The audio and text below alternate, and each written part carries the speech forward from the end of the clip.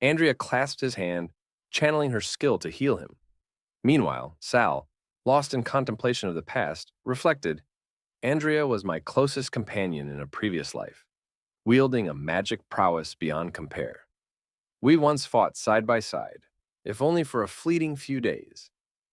He recalled a moment when Andrea nearly confessed her feelings. Andrea thanked him for saving her. Sal blushed, looking at her 5-year-old cute face. Clearing his throat, he responded, No trouble at all, it's merely the duty of a gentleman. And please, call me Sal.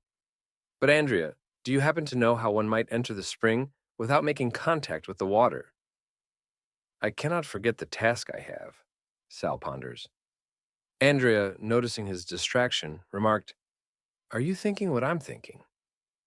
Confused, Sal inquired, leaning in as Andrea whispered, There's a peculiar enchantment surrounding the spring.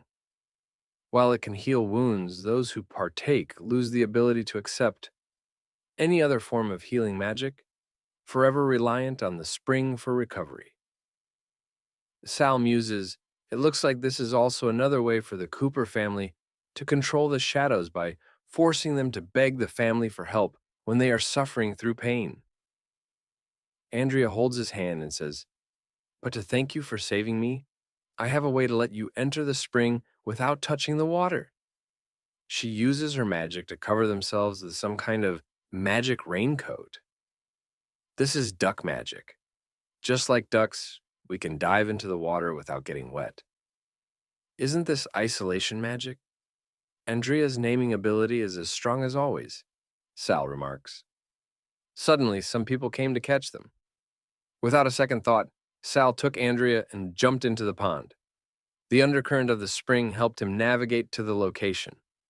While Andrea was trying to warn him not to go there, they were pulled by a powerful current deep inside the pool.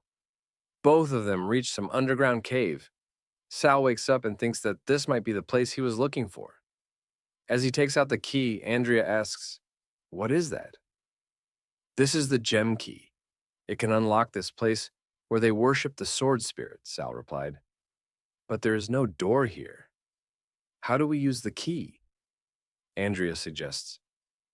Maybe it needs to be summoned. Although I don't know about the spirit, I can try. As she started chanting, a golden light covered his whole body. At that moment, Sal noticed something. The monster plant attacked them, but Sal saved Andrea and fled from there. As he fell to the ground, he looked back. A door appeared in front of him. Sal tried to wake Andrea, but she was unconscious. He picked her up and hid her between the rocks. He also enchanted invisibility magic, which Andrea taught him in his previous life. Driven by a thirst for retribution, he moves forward. As he steps into the gate, he sees kids lying on the ground, drained of their energy. A monster standing on top of the children detects Sal's presence.